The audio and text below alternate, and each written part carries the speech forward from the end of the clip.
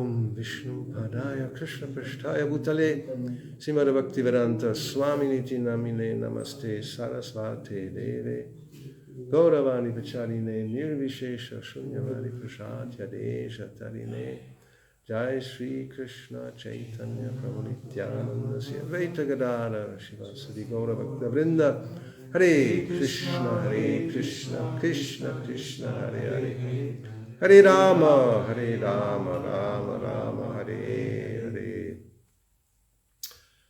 Om Namo Bhagavate Vasudevaya. Om Namo Bhagavate Vasudevaya. Om Namo Bhagavate Vasudevaya. Om Namo Bhagavate Vasudevaya. Om Namo Bhagavate Vasudevaya. That's it. Om Namo Bhagavate Vasudevaya.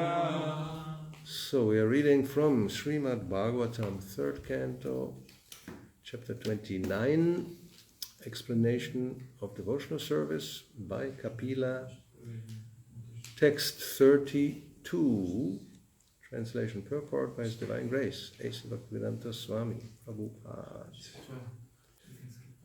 Artagyat Samshaya Chetta Artagyat Samshaya Chitta Tatakshreyan Svakarma Krit Tatashriyan Svakarma Krit Mukta Sangastato Bhuyam Mukta Sangastato Bhuyam Adogdha Dharmam Atmanaha Adogha Dharman Atmanaha Artagyat Samshaya Chetta Artagyat Samshaya Chitta Tatakshreyan Svakarma Krit Tatashriyan Svakarma Krit Mukta Sangastato Bhuyam Mukta Sangastato Bhuyam Adogdha Dharmam Atmanaha. Adogha Dharman Atmanaha Artagyat, then one who knows the proper purpose of the Vedas. The one who knows the purpose of the Vedas. Samshaya, doubts. Chitta, one who cuts off. One who cuts off. Tata, than him. Shreyan, better. Swakarma, his prescribed duties. Krit, one who executes. Mukta Sangha, liberated from material association. Tata, than him. Bhuyan, better. Adogdha, not executing. Dharmam, devotional service. Atmanaha, for himself. Translation: better than a Brahmana who knows the purpose of the Vedas is he who can dissipate all doubts, and better than him is one who strictly follows the brahminical principles. Better than him is one who is liberated from all material contamination, and better than him is a pure devotee who executes devotional service without expectation of reward. Purport: Artagya Brahmana refers to one who has made a thorough analytical study of the absolute truth and who knows that the absolute truth is realized in 3 different phases, namely Brahman, Paramatma, and Bhagavan. If someone not only has this knowledge but is able to clear all doubts if questioned about the absolute truth, he is considered better. Further, there may be a learned Brahmana Vaiṣṇava who can explain clearly and eradicate all doubts, but if he does not follow the Vaiṣṇava principles, then he is not situated on a higher level. One must be able to clear all doubts and simultaneously be situated in the brahminical characteristics. Such a person who knows the purpose of the Vedic injunctions, who can employ the principles laid down in the Vedic literature, and who teaches his disciples in that way is called an acharya. The position of an acharya is that he executes devotional service with no desire for elevation to a higher position of life. The highest perfectional Brahmana is the Vaiṣṇava. A Vaiṣṇava who knows the science of the absolute truth, but is not able to preach such knowledge to others, is described as being in the lower stage, one who not only understands the principles of the science of God, but can also preach is in the second stage, and one who not only can preach, but who also sees everything in the absolute truth, and the absolute truth in everything is in the highest class of Vaishnavas. It is mentioned here that a Vaishnava is already a Brahmana. In fact, the highest stage of brahminical perfection is reached when one becomes a Vaishnava.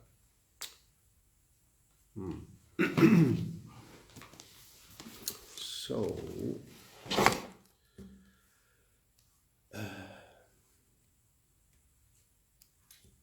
as we see, Kapila Deva is continuing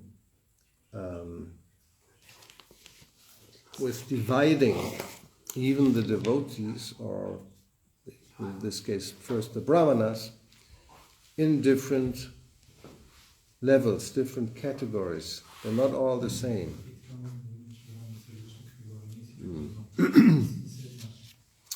So we have different types of Brahmanas here. The first one, Artagya, he knows the purpose.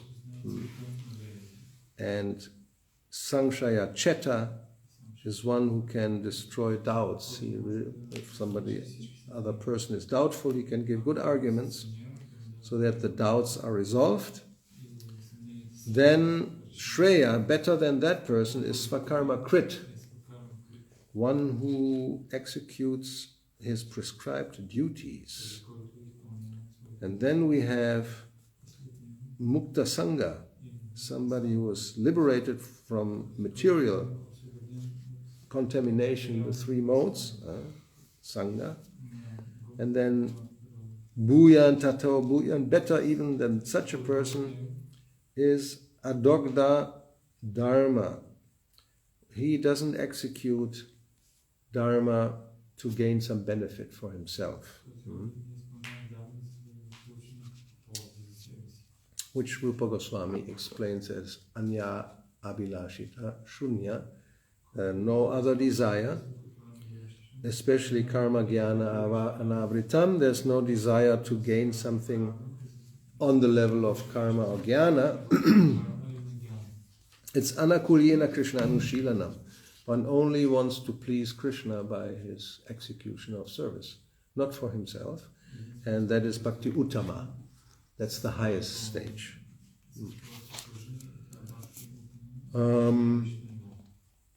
Okay, so we can continue with the next verse, which they go all together. Tasman mayarpita shesha kriyartatma nirantaraha mayarpitatmanak pungso mai sanyasta karmanaha na pashyami parang bhutam akartu sama darshanat. Kapila continues, he says, therefore I do not find a greater person than he who has no interest outside of mine, and who therefore engages and dedicates all his activities and all his life, everything, unto me without cessation. This is the Anyavilashita Shunyam. No other interest, just to serve and please Krishna. That's Uttama. Therefore he says there's nobody greater, that's the greatest. Well, that's the highest stage. Purport. In this verse, the word Samadarshana means that such a devotee, he has no longer any separate interest, anya abhilash, other desires. The devotee's interest and the Supreme Personality of Godhead's interest are one. So that's real oneness. Also Prabhupada speaks about that. Well, we are not saying there's no oneness, it's simultaneously one and different. So this type of oneness is desired. For example, Lord Chaitanya, in the role of a devotee, also preached the same philosophy. He preached that Krishna is the worshipful Lord, the Supreme Personality of Godhead, and that the interest of his pure devotee is the same as his own, Krishna's own. Sometimes Mayavadi philosophers, due to a poor fund of knowledge, define the word samadarshana to mean that a devotee should see himself as one with the Supreme Personality of Godhead. This is foolishness. When one thinks himself one with the Supreme Personality of Godhead, there is no question of serving him. When there is service, there must be a master. Three things must be present for there to be service: the master, the servant, and the service. Here it is clearly stated that he who has dedicated his life, all his activities, his mind and his soul, everything, for the satisfaction of the Supreme Lord, is considered to be the greatest person. The word akartu means without any sense of proprietorship. Everyone wants to act as the proprietor of his actions so that he can enjoy the result. A devotee, however, has no such desire. He acts because the personality of Godhead wants him to act in a particular way. He has no personal motive. When Lord Chaitanya preached Krishna consciousness, it was not with the purpose that people would call him Krishna, the Supreme Personality of Godhead. Rather, he preached that Krishna is the Supreme Personality of Godhead and should be worshipped as such. A devotee who is a most confidential servant of the Lord never does anything for his personal account, but does everything for the satisfaction of the Supreme Lord. It is clearly stated, therefore, Mayi sanyasta karmanaha. The devotee works, but he works for the Supreme. It is also stated, Maya arpitatmanaha. He gives his mind unto me. These are the qualifications of a devotee who, according to this verse, is accepted as the highest of all human beings. Okay. Well, I'm going to take the next verse also, and then it changes a little bit. So, Manasaitani bhutani pranamad babumanayan ishvaro jiva kalaya pravishto bhagavani ti. Such a perfect devotee offers respects to every living entity because he is under the firm conviction that the Supreme Personality of Godhead has entered the body of every living entity as the supersoul or controller. Purport. A perfect devotee, as described above, does not make the mistake of thinking that because the Supreme Personality of Godhead as Paramatma has entered into the body of every living entity has become the Supreme Personality of Godhead. This is foolishness. Suppose a person enters into a room, that does not mean that the room has become that person. Similarly, that the Supreme Lord has entered into each of the 8,400,000 particular types of material bodies does not mean that each of these bodies has become the Supreme Lord. Because the Supreme Lord is present, however, a pure devotee accepts each body as the temple of the Lord, and since the devotee offers respect to such temples in full knowledge, he gives respect to every living entity in relationship with the Lord. Mayavadi philosophers wrongly think that because the Supreme Person has entered the body of a poor man, the Supreme Lord has become Daridra Narayana, a poor Narayana. These are all blasphemous statements of atheists and non-devotees. So Prabhupada again blasts the impersonalist philosophy. That's part of his mission, again and again, because it's very prominent, as we talked yesterday about the techno scene. Even in that, they don't know exactly, they're not philosophers, but the tendency is this idea that everybody becomes one, and actually you lose your identity. You have to translate, or you don't have to translate? So it's foolishness. Prabhupada two times. The other Prabhupada also said, this is foolishness. Yes, it's samadarsanat, to see equality. Like we had this verse from Bhagavad Gita, Vidya, what is it? Vidya Vinaya Sampane, Brahmanagavi Hashtini, that the Pandit, Pandita Samadarshana, he has this equal vision, Samadarshana, it's the same thing here. That doesn't mean that they're all one and they're all the same. He sees that, yes, the Lord has entered as Paramatma and they're all spirit souls, but still he also understands their differences. And that was, we discussed this earlier, Prabhupada talked about it. There's two types of dealings, charity and friendly behavior, right? For like the dog, you give charity, you give him to eat, and give him some place where he's sheltered if it's raining, but you don't embrace and kiss the dog. Well, people do this, they do this.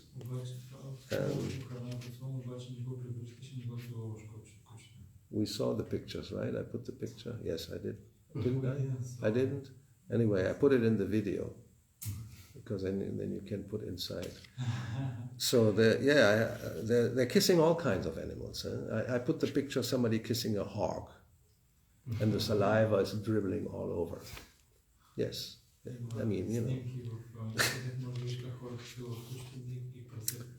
So there's no limit.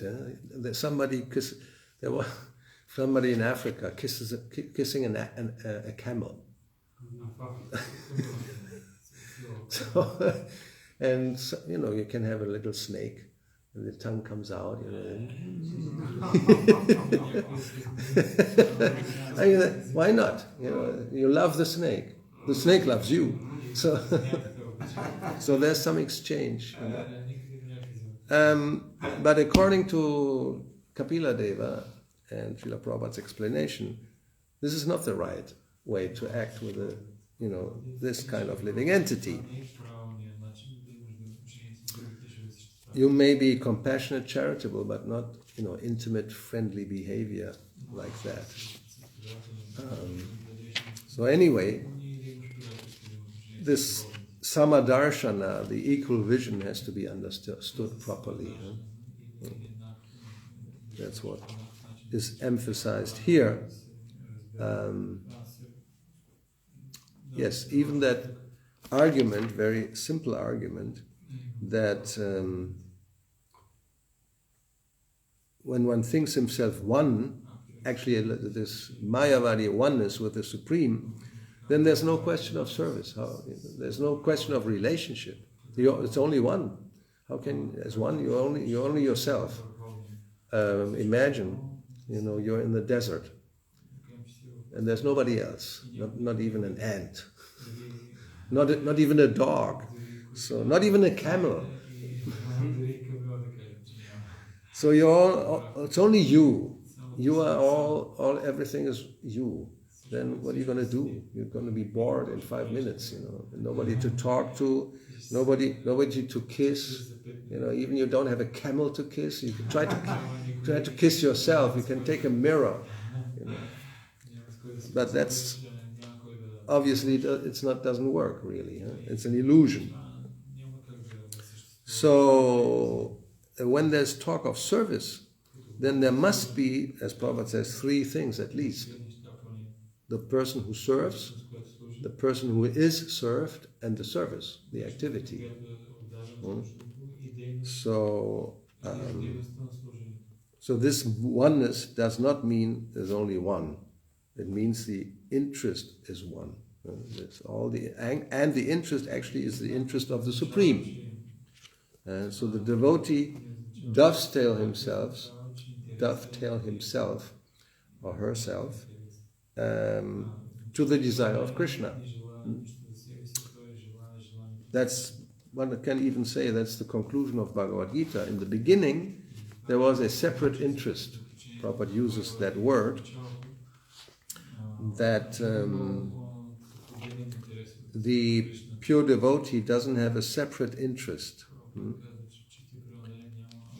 His interest is only to please the Lord.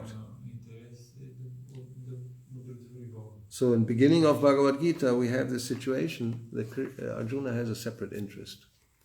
And Krishna's interest is different. So at the end, they come together. That Arjuna's interest becomes, or much better said, Krishna's interest becomes Arjuna's interest. Krishna wants him to fight, so at the end he agrees. Okay, I do whatever you say. So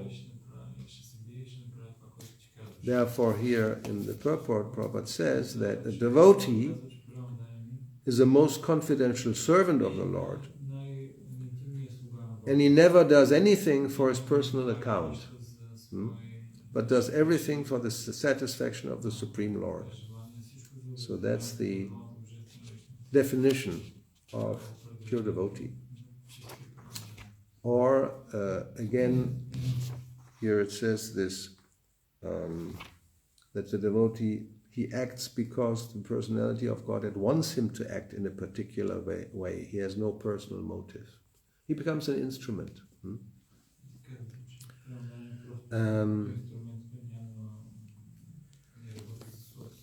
Now, when we don't have perfect understanding, then this sounds not very attractive. It sounds like you become a slave. You don't do your own thing. You only do Krishna's thing. So, we don't like that. If in this world we have the situation that you are, maybe forced, like in the past, slaves, they were forced to act according to the will of the master. Or when there is war and one army conquers the other army, then the country becomes occupied and you lose your freedom, right? Here it was a little bit like that, right? Soviet Union had satellite states, all the Eastern Bloc countries, Bulgaria, Romania, Hungary, Czech, Yugoslavia, Poland, who else? Everything, right? Ukraine. Yeah, that's Yugoslavia. And then it became. Then, when they became liberated, then they became completely divided. Every single, they're independent. They have their own flag. They have their own language. So that's the tendency. So nobody wants to be under the order of somebody else.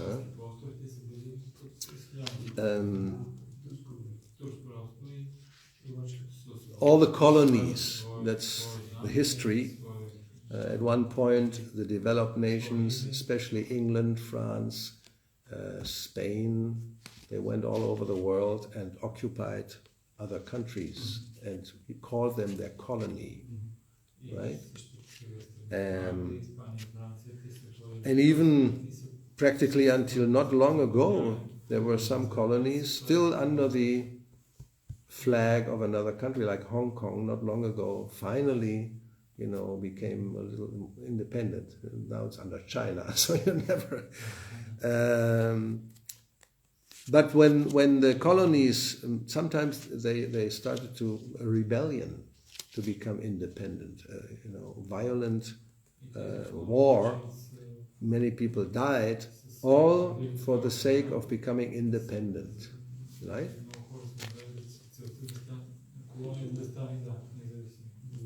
And in many, especially South America and other places also, you have the city square, the most important part is the Independence Square.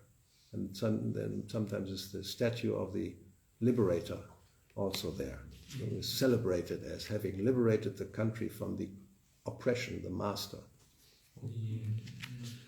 So, therefore, this idea that we just act according to Krishna's desire is not, as the immediate reaction is no. We don't want this. I want to be free. Many people have composed songs about freedom. I feel free. Very famous song. Or they eulogize the idea of feeling free like a bird. They think a bird is free and they can just fly anywhere. Even about borders, nobody will stop the bird. You know, why are you coming here? You have to pay some tax to come in. You know, if you go to Argentina and you're from America, you have to pay a reciprocative tax. Otherwise, you're not allowed to enter. Anyway, so we don't like this idea of having no independent desire, no motive, only to please Krishna. Sure. And then on top of that, Krishna is demanding you give up everything and surrender unto me only. Mam ekam sharanam, nobody else, just me, only me. Everybody should serve me. It sounds not very good. Huh? Very selfish, actually, this Krishna. He wants everybody to surrender to him. Just imagine, you know. He already has so many servants. And he wants to have you also as a servant. Like in America, right? They have this poster, Uncle Sam, he's pointing to you, you know, I want you to come into my army and die for me. Make America great again. Just die for it. So, anyway. So we don't like this.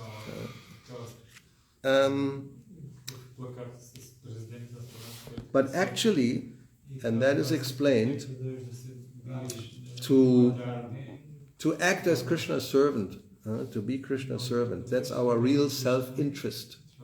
Natevidu svartagatim hi Vishnu. Prahlad Maharaj, he tells his father actually, that, you know, foolish, ignorant people, they don't know, and you are amongst them. He tells his father indirectly, you're in that category. You don't know that the real self-interest is Krishna, because we're part and parcel. And in that connection, always Prabhupada gives the example of the senses and the stomach, right?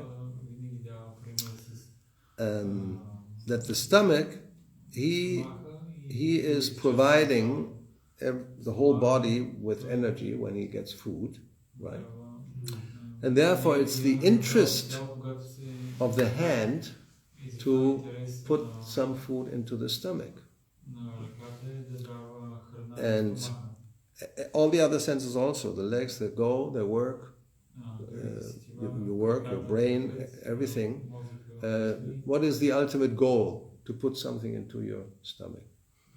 Eating is the first necessity. Every day, at least once, maybe more than once, 2 times, 3 times. So then Prabhupada gives that from the scripture, this like the little stories. The story of the Indriya Udara, of the stomach and the senses. That at one day, one of the senses very intelligently was thinking that why are we working all the time for this stomach? You know, he doesn't do anything. He just sits there and eats. And we are working all day like slaves. Let's become independent. No more. We don't give one little thing to this stomach, rascal. Sinvergüenza. So, okay, everybody agreed. Yes, you're right. So they stopped. No more supply. Stomach is waiting. What's happening? They're all on strike, Okay. So one day passes, 2 days pass, and then one sense says to the other, "How do you feel today?"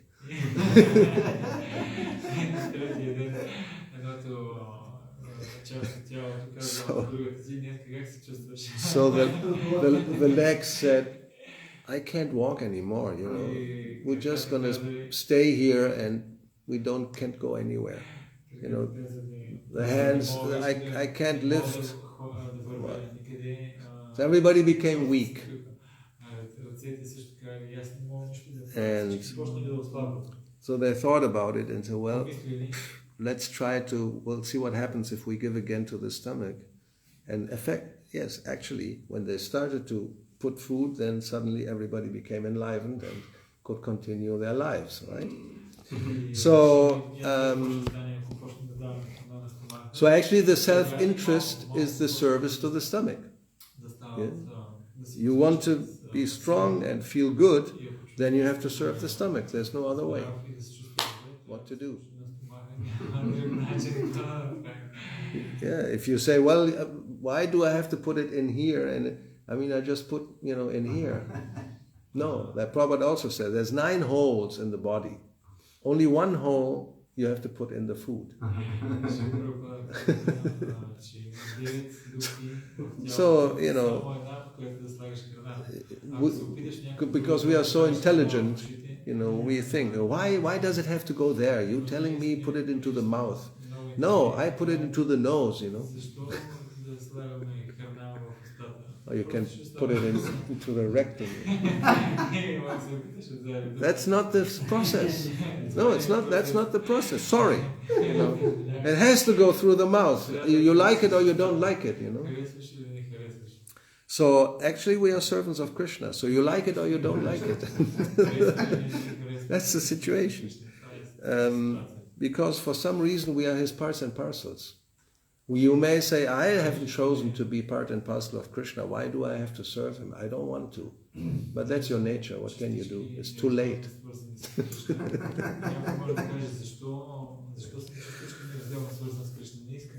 Yes. So that's the lack of understanding that we don't have an independent existence. Yeah. Even when one gets children, one may think, "Oh, I'm the cause, my wife and myself. We produced this child," right? But again, it's lack of knowledge. We know it's not just the combination of the material body, the secretion, the semina, the sperm. They get together, but unless there's a spirit soul, nothing will grow. We know that. People don't know that. They think it's a material combination, material elements, that's all.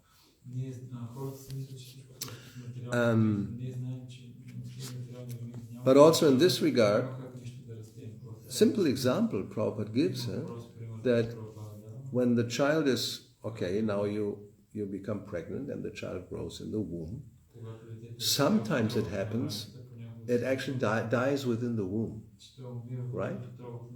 It stops growing. But then they have to take it out, by some, or even it's born and it comes out dead, or it's born and it dies after a few hours or some days, right? So that means it's not just the material or a combination of the material elements. There's something else which makes it grow or not grow.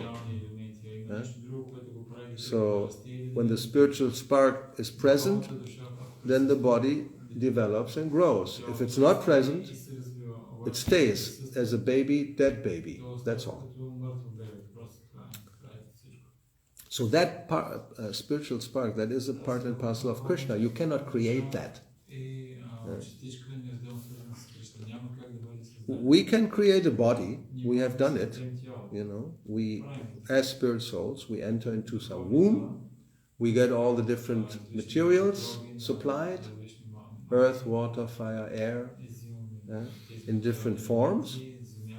And then we make a body out of it, like you construct a house. You take sand and water and clay, bricks, and some metal or wood or whatever. Fire, you need fire to make the thing hard. And whatever you need. And then according to your mental state, you construct something. Whether it's a big skyscraper or a small hut. Well, it depends on your mental state and your means. Yes. So when you construct a body, it's basically the same. Depends on your mental state and your karma. If you had good karma, you can have a nice body. First class. Strong, beautiful. If it's bad karma, body is not so nice. Maybe some worm's body or one of those ugly frogs or whatever.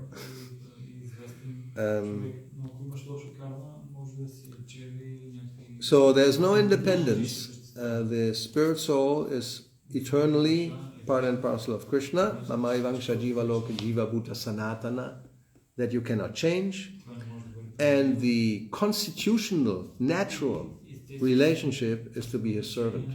That you also cannot change. So therefore, when Krishna says Sarvadharman Parityaja Mamekam Sharanam Raja, it's actually the interest of the soul to be in a perfect position. He knows that. We don't know that. We rebel. We say, I don't want this.